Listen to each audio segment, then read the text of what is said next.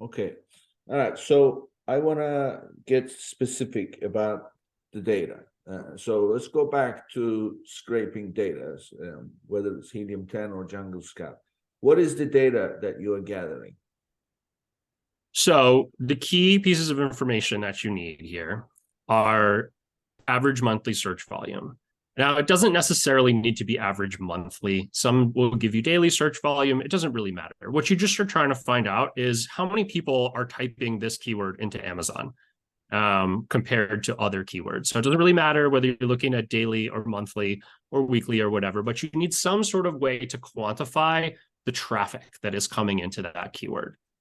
Other pieces of information that you'll need from your scraper are things like keyword conversion rate. Some of them will give this to you. I know Analytic Index does, and I believe Helium 10 does. This is generally an Amazon specific metric. So some of these will work on other retail media networks, but we're just talking about Amazon here. And essentially, that is a aggregate of the conversion rate on that keyword across Amazon, because then you can compare that to your conversion rate for ads that you're already running on those keywords and understand, is there room for growth here?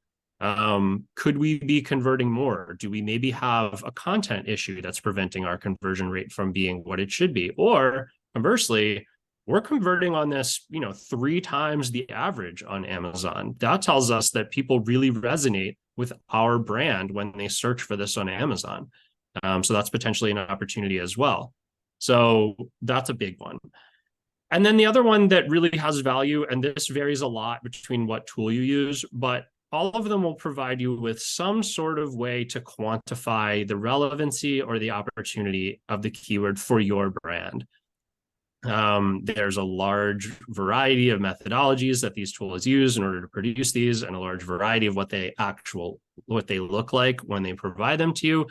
But it is really useful directionally because it's usually a way for those scraping tools to kind of merge a lot of their internal metrics and data that they have and then show that to you in a way where they're not going to give you all of the data behind the scenes.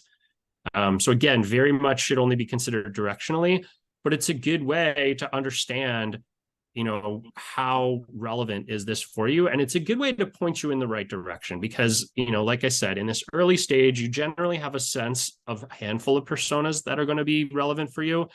But the key is to try to identify new ones. And that's where, those sorts of metrics that come out of the scraping tools can be really handy to point you in the right direction. So where are you getting the list of keywords that you need to check the search volumes for?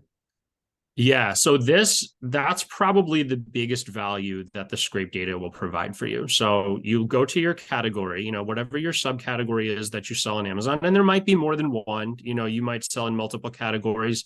So you might want to do this for, a couple of times for different product lines, maybe if there's really no overlap between them.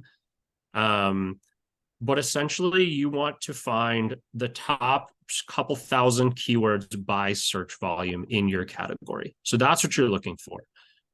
So if you sell in the baked goods products category, then you want to go to the most specific browse node that you can find for your products and understand what are the highest volume keywords within that category. And that's the keyword list that you want to use for the rest of this exercise, because that's how shoppers are searching in the category.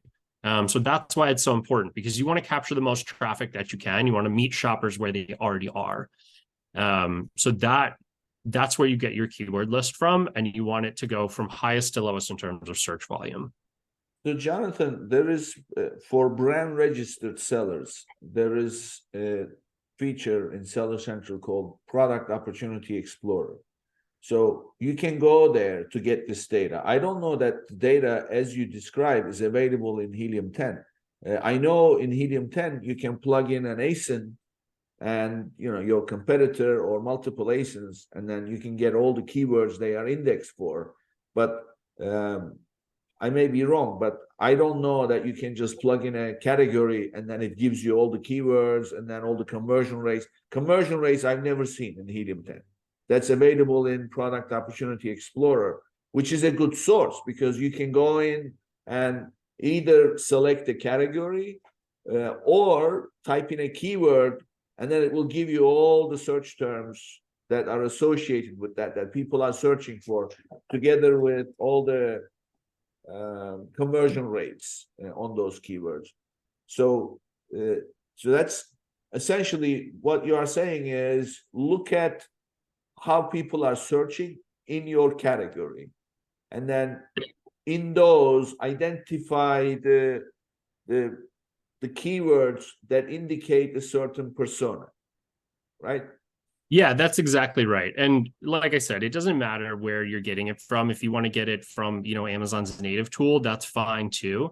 Personally, I prefer Analytic Index. That's what I usually use for this because they do have all of that information in there. And I believe there are ways to get a list of category keywords out of Helium 10. But to be honest, I haven't used Helium 10 in at least a year. So I'm not sure that I could point you exactly to where that is. But at any rate, like I said, it doesn't matter where you get it from as long as you're using the same source consistently.